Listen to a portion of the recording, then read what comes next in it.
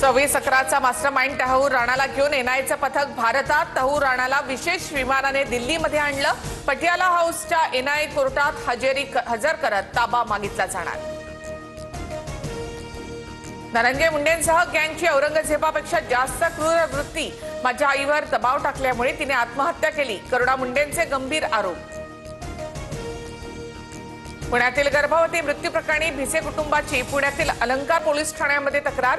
रुग्णाची गोपनीय माहिती सार्वजनिक केल्यामुळे डॉक्टर सुश्रुत घैसास आणि धनंजय केळकर यांच्यावर गुन्हा दाखल करण्याची मागणी. दीनानाथ मंगेशकर रुग्णालयाने गरीब रुग्णांसाठीचा 30 कोटींचा निधी वापरला नाही.